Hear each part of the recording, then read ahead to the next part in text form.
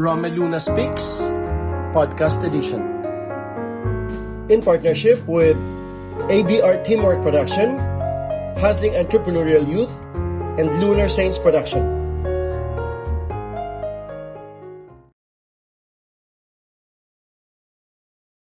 So, sa lahat ng mga nanonood at nakikinig ng mga kabataan, lalo na nag-try ako na mag-launch ng very first video ko para sa pagmamotivate ng kabataan, lalo na yung mga nasa college, kung paano nila papahalagahan yung kaalaman sa sales and marketing para sa paghahanda sa kanila na maging entrepreneurs o magkaroon ng sariling negosyo pagdating ng araw. Mahalaga na sila ay mangarap magnegosyo kahit na meron silang profesyon na tina-target, like maging architect, maging nurse, maging doctor, maging engineer. Meron pa rin dapat silang backup na business nang sa ganun masigurado yung success nila at masigurado ang future nila. In that case, sila yung magbibigay ng trabaho sa mas maraming tao at hindi sila mangangamuhan o hindi sila magiging empleyado lamang. Kagaya din na nangyari sa buhay ko. Mahirap, syempre sa simula, napakahirap maging anak ng mahirap. Ang tatay ko ay nagkakalesa nung maliliit pa kami at hanggang sa nawala siya at iniwan niya kami. Yung una yung trabahong yun yung trabahong nagawa niya. Hanggang doon lamang. Ang nanay ko naman ay nagtitinda lamang ng gulay sa palengke at may maliit din siyang tindahan sa bahay namin. Ang bahay namin na talaga naman pong sa tuwing dinadaanan ng bagyo ang Marinduque ay laging nalilimas at nalalagas ng bagyo. At natatandaan ko, tatay ko lang yung mag-isang nagkakarpintero. Napakabata ako pa noon, 7, 8 years old. Dahil wala kaming pambayad sa karpintero, tatay ko lang yung nagtsatsaga na ibangon yung mga haligi, yung mga ibalik yung mga dingding, yung bubong. Ang bubong pa nun ay pawid, gawa sa pawid, at ang sahig namin ay kawayan, at ang pinakang kusina namin ay lupa mismo ang tinutuntungan. Napakahirap na buhay. Sa maliit na pag-iisip ko o sa murang edad na ganon, iniisip ko dati kung bakit kami ganon kahirap. Bakit nga ba karamihan ng mga tao ay mahirap sa buong mundo, hindi lang sa Pilipinas. Nagsisimula talaga ang lahat sa kung saan siya lumaki. Ano ang pamilyang pinanggalingan niya, ano ang community niya, paano siya pinalaki ng mga magulang. At ang mga magulang natin, bakit sila naging mahirap? Dahil ba anak lang sila ng mga mahihirap din? Or dahil sila ay hindi nagpahalaga sa kinabukasan nila o sa future nila? Yun ba ang dahilan kung bakit sila mahirap? Yung realidad, may isang bagay na pakiramdam ko ay hindi nila binigyang diin dati pa. Hindi binigyang diin ng mga magulang nating may hirap. Yan ay ang pag-aaral, ang kahalagahan ng edukasyon. Napakaganda sanang isipin na kung nag-aral lamang ang bawat magulang ay mas bukas ang isip nila, mas matapang siguro sa mga pagdating ng mga pagsubok para sila ay makabangon mula sa hirap at matulungan nila ang mga magulang nilang mahirap din. Sa a-analyze ko ng mga bagay sa buhay namin particularly. Dati ay 4 lamang kaming magkakapatid. Nasa college na ako sa Maynila. Nanganak pa ng dire-diretso ang nanay ko ng 3 beses pa. Nung nalaman ko yon, dahil tanging nagsusulatan lamang kami ng mga magulang ko noon, parang gusto kong pagalitan yung mga magulang ko na, Nay, Tay, bakit naman kayo nag-anak pa? Hirap na nga tayo. Yung ate Shirley ko, yung pinakapanganay, sa murang edad, kailangan niyang umalis ng Marinduque pagka-graduate ng high school para magtrabaho sa factory sa Maynila. Sa hindi inaasahang pangyayari, nabuntis naman agad sa edad na 18. So siya na inaasahan ko na tutulong sa akin na matupad yung pangarap kong makarating ng Maynila at makapag-aral, dahil para sa akin, ganun na yung kahalagahan ng edukasyon simula't simula pa. Ang edukasyon ang isa sa pinaka-ugat na pagmumulan ng tagumpay ng tao. Kung bakit siya magiging matapang, kung bakit paghahandaan niya ang kinabukasan niya, kasi nag-aral siya. At hindi lang sana sapat yung high school lamang, kung hindi kolehiyo. Alam natin na hindi naman nakukuha ang tagumpay ng tao mula sa matataas na grado sa mga subjects natin, sa high school o college, kung hindi nasa pagsusumikap ng isang kabataan, nasa tao mismo, kung gaano siya kalalim ang dahilan kung bakit kailangan niya makatapos ng pag-aaral at magtagumpay. Nasa abilidad ng tao, nasa pangangarap niya. Kailangan ang isang kabataan ay may pangarap, pero hindi lang nangangarap sa hangin. Kailangan siya ay nangangarap na may tamang paggalaw sa mga pangarap na ito. Masipag siya dapat. Masipag siya dapat na tuparin ang mga pangarap niya step by step. At matyaga siya dapat sa tuwing binabato siya ng mga problema o mga pagsubok, ay dapat patuloy siyang bumabangon sa tuwing nadadapa. Dahil alam natin na karamihan ng mga nagtagumpay sa mundong ito ay nadapa muna ng paulit-ulit. Ngunit ganun sila katapang bumangon. Kaya sila nagtagumpay. Edukasyon, komunikasyon, kailangan marunong makipag-usap, written, oral, communication ang isang kabataan. Kaya mahalaga na ang isang kabataan ay matuto sa sales and marketing. Lalo na, kailangan niyang maging negosyante para masigurado yung pagyaman niya. Kasi nga, kapag empleyado ka lamang, parang huwag ka nang mangarap na yayaman ka. At kasi kung mayaman ka sa material o sa pera, mas marami kang matutulungan na ibang tao. Paano ka makakatulong sa ibang tao, sa kapwa mo, sa mga kamag-anak mo o sa community ninyo, kung ikaw mismo ang naghihirap? Totoo na wala sa dami ng medalya o ribbon sa pag-aaral ang assurance sa tagumpay ng isang kabataan. Oo, dapat siyang mag-aral, pero dapat ay maabilidad din siya. Kaya nga, kung tutuusin, dapat ay mas advantage sa mga laki sa hirap na kagaya ko sa mga kabataan na sila ay magtagumpay. Dapat ay gawin nilang inspirasyon yung kahirapan, gawin nilang inspirasyon yung mga magulang nila na kitang-kita nila kung paano dapang-dapa sa hirap, lugmok sa hirap. Dapat yun ang gawin nilang inspirasyon para magsumikap sa buhay. At ganyan na nangyari sa akin. Lumos ako ng Maynila sa edad na 16. pagka-graduate ng high school sa Marinduque Academy. Dahil bakit?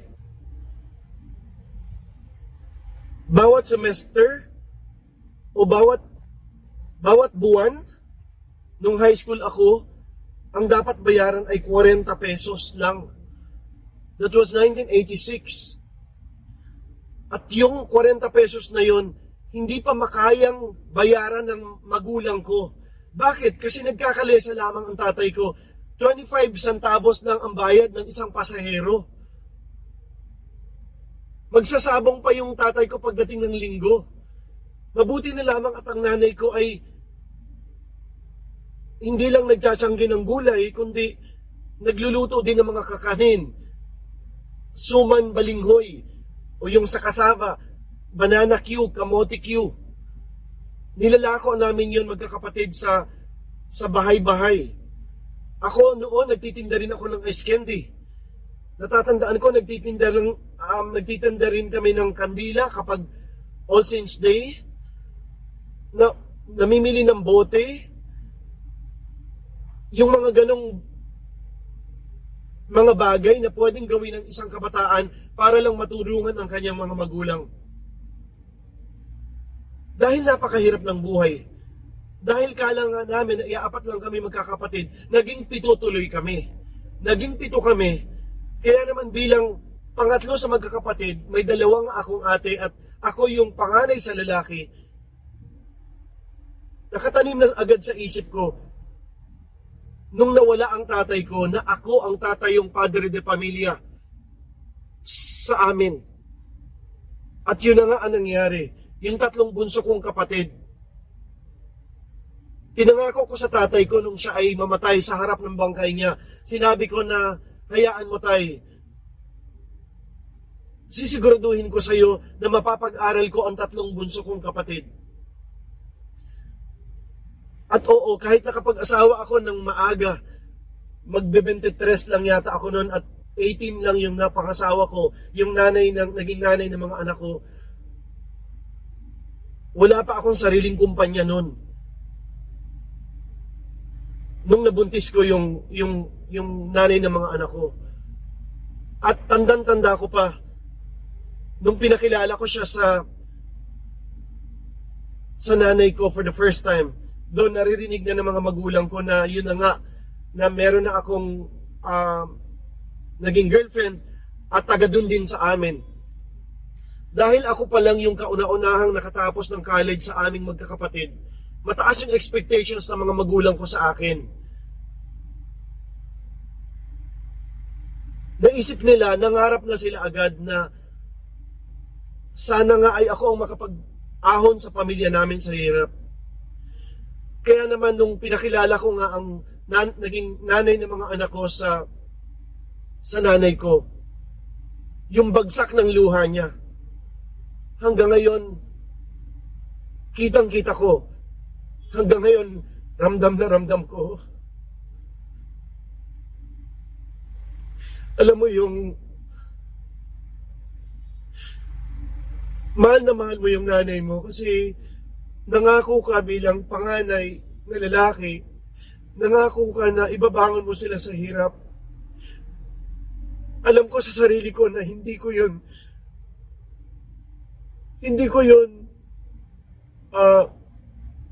natutuparin ko yun. Hindi ko yun sisirain. Pero sa pagkakataong yun, parang bumagsak ang mundo ng nanay ko. At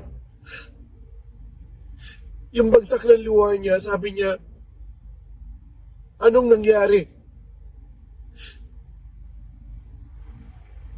Alam mo yung sakit na ramdaman niya, ganun din yung sakit na naramdaman ko nung mga oras na yun. Sinabi ko sa kanya, Nay, hindi ko naman pababayaan kayo. Yung pangako ko kay tatay, yung pangako ko sa inyo, tutuparin ko pa rin na pag-aaralin ko yung mga kapatid ko. Natural, sa isang magulang, dahil gano'n naman ang nangyayari sa mga Pilipino, kapag nag-asawa na ang lalaki, siyempre ang priority niya yung pamilya niya na. At how I wish na mapapaniwala ko yung nanay ko ng mga oras na yun, Nay, hindi ko kayo pababayaan. Tutuparin ko yung pangako ko sa iyo, pangako ko sa inyo. Pero alam ko ayaw niya nang maniwala noon. Kasi yung pangako ko na hindi ako makakabuntis, hindi ko naman natupad. Hanggang nagsama kami nung nanay ng mga anak ko at pinipilit ko na kahit kaunti ay nagpapadala ako sa mga magulang ko para makatulong sa kanila. At awa ng Diyos, yung pinangako ko sa nanay ko na pag-aaralin ko yung mga kapatid ko, ginawa ko yon. Yung 3 kapatid ko, pinagtapos ko sa kolehiyo, lahat kami sa FEU. Sa FEU din ako nag-self-supporting student. Pagka-graduate ng high school, huminto ako ng 1 taon sa pag-aaral. Yun yung pinag-usapan doon sa programa na Rated K. Nagtrabaho ko bilang janitor, bilang messenger, dishwasher, nagtinda ng ticket ng sweepstakes, naging room boy, nagtrabaho sa construction, tagahalo ng semento sa San Pedro, Laguna, hanggang magkalapnos-lapnos yung palad ko dahil sa paghawak ng pala. Nagtrabaho sa McDonald's, nagtrabaho sa Wendy's. Mabuti na lang may girlfriend ako by that time, ng mga 3rd year college ako, na kahit pa paano tinutulungan ako sa allowance ko. Hindi pa siya yung naging nanay ng mga anak ko. Hanggang nawala ang tatay ko noong 1996, 1 taon bago ako magtayo ng unang company ko. Nawala siya, hindi niya na naranasan na makasakay man lang sa mga sasakyan namin o makapunta ng ibang bansa gaya na na-experience ng nanay ko o makahawak man lang ng malaki-laking halaga ng pera. At 1 taon pagkatapos siyang mawala, tinayo ko nga ang unang company ko, yung RML Courier, na ngayon ay nasa magto-27 years na. Maraming hirap, maraming pagsubok. Bilang isang negosyante, mahirap mag-handle ng mga tao. Nandun yung madedemanda kanila dahil sa hindi pagre-remit ng nasa oras ng mga benefits nila.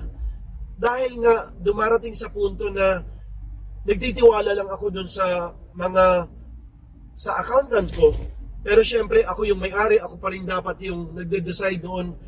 So dahil pinagkakasya-kasya yung pera sa payroll and all sa mga suppliers, dun ko nasasabi na kapag habang mas malaki ang negosyo ng isang negosyante, mas marami ring responsibility. Natural sa negosyo, kailangan mong magpautang at kailangan mo ring umutang. Umiikot lang. So kailangan in between, nandun yung tamang pagdidisposition mo. Lalo na pagdating sa benefits ng mga tao sa payroll nila na hindi dapat na-delay. So dumating sa punto na nagkakadelay-delay ang sweldo ng mga empleyado ko, nadidelay yung mga benefits nila, kaya nga may pailan-ilan na nagdemanda sa company. Awa ng Diyos, natapos naman lahat yon.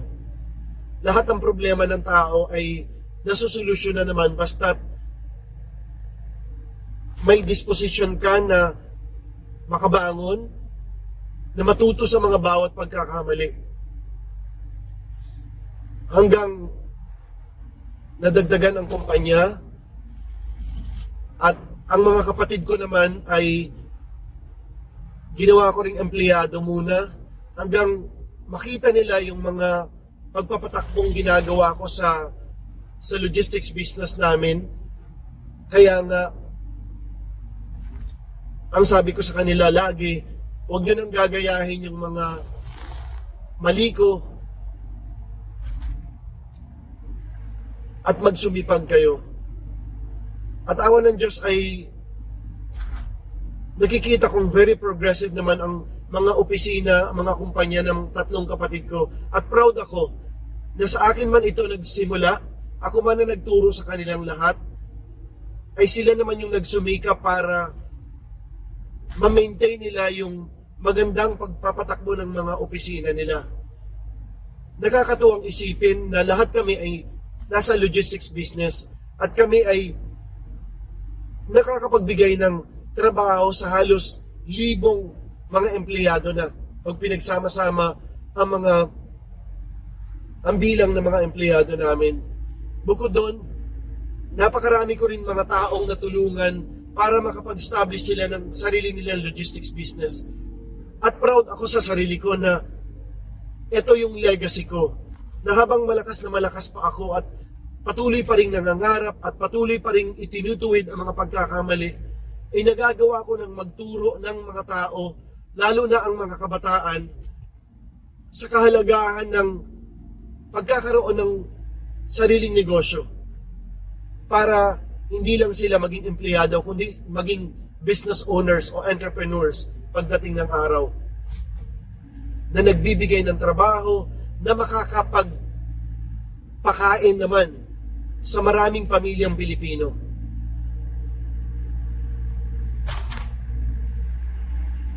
Dapat ang isang tao, ang isang kabataan ay nangangarap. Hindi baling mataas ang pangarap. Okay lang na may mataas na pangarap. Basta masipag at determinado ang isang tao, ay maaabot niya ang mga pangarap niya. At kailangan lamang ay handa siya na sa pagdating ng mga problema. Kailangan ay handa siyang harapin yung mga pagsubok. At kailangan ay bangon lamang sa awa at tulong at gabay ng Panginoon sa kanya. At dapat ay wala siyang tinatapakang kapwa. Dapat ay wala siyang ibang kakumpetensya kung hindi ang sarili niya. Kasi mahirap na ikukumpara mo lagi ang buhay mo sa ibang tao. Kailangan lagi mong maisip na ikaw ay iba, ikaw ay kakaiba, ikaw ay magaling, at lahat ay kakayanin mo sa awa at tulong ng Panginoon. Mahalaga rin na meron kang mentor. Mahalaga rin na merong nag-guide sa'yo. Sa kaso ko, may isa akong parang ate-ate na kasama ko na dati sa mga unang logistics company ko na naging mentor ko. At malaki ang utang na loob ko sa tao na to. Kaya naman may naituro din ako sa mga kapatid ko. At ito ang gusto kong gawing patuloy na maging legacy. Ang magturo sa kabataan ng kahalagahan ng sales and marketing para maging entrepreneur sila. Kahit na meron silang career na gusto nilang ma-achieve, maging doktor, maging anuman, maging nurse, maging architect, maging engineer, okay lamang yun. Pero naniniwala ako na marami pa rin silang libreng oras para magkaroon pa rin ng backup business. Iba pa rin ang negosyante.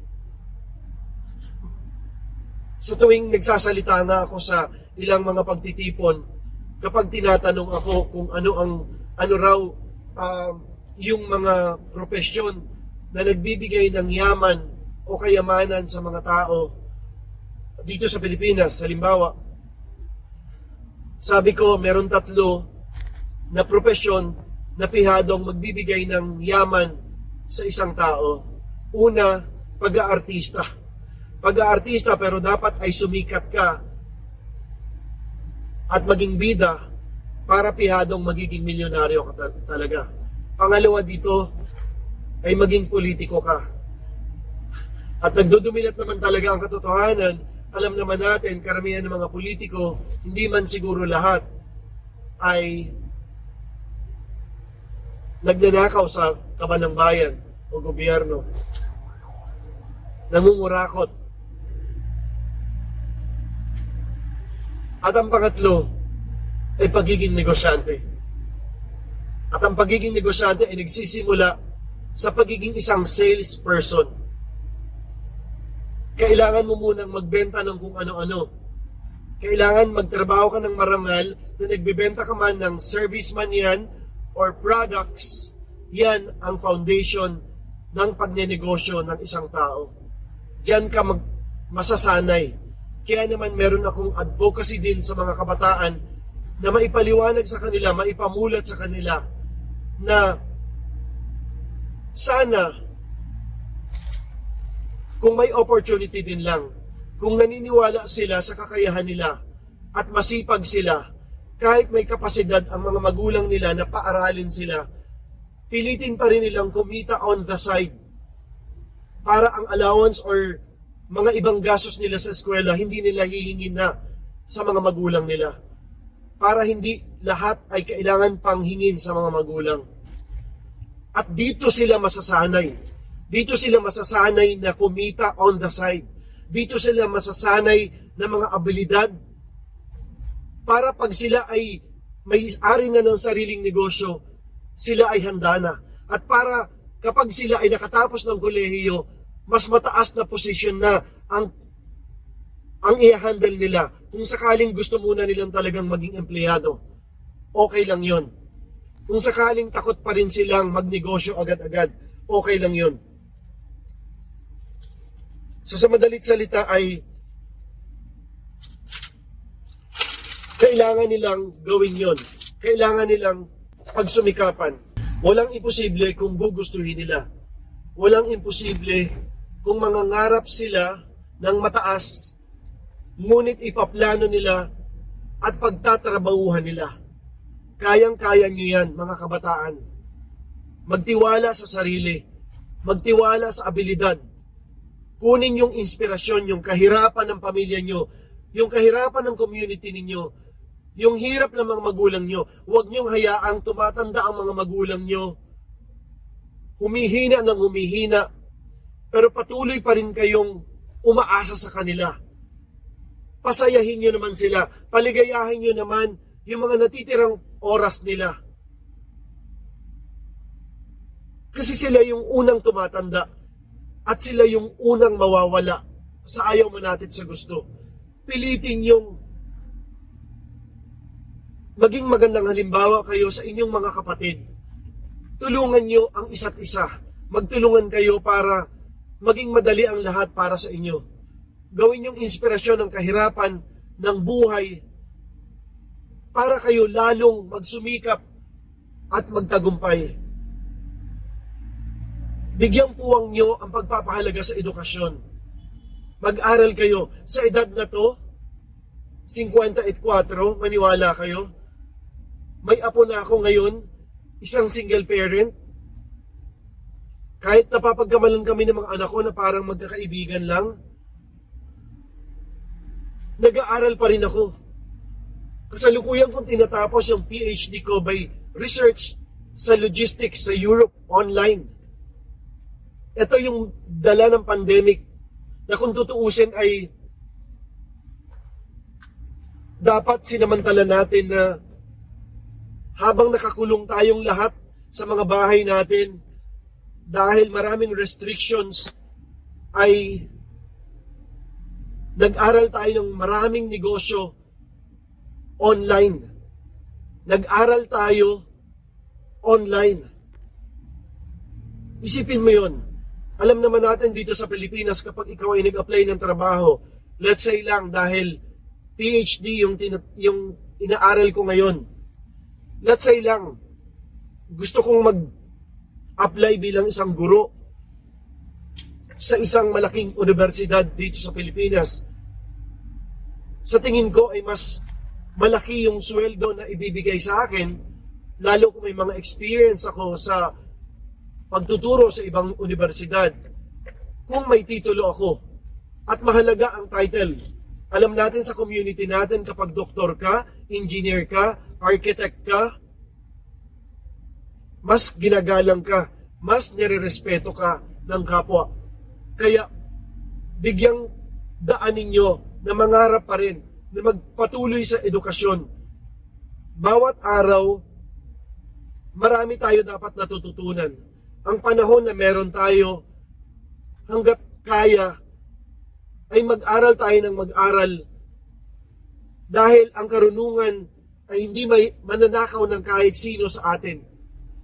Pwedeng madaya tayo sa negosyo or takbuhan tayo ng mga may utang sa atin, pero ang karunungan kailanman ay hindi yan mananakaw sa atin. Kaya huwag nating katamaran na mag-aral ng patuloy para maging magandang halimbawa din tayo sa mga kabataan, sa mga anak natin, sa mga pamilya, sa mga pamangkin natin, para sila ay magpahalaga din sa edukasyon.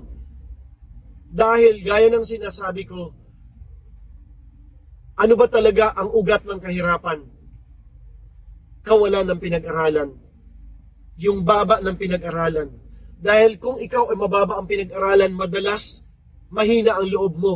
Madalas takot ka. Madalas marami kang excuse na mahiyain ka.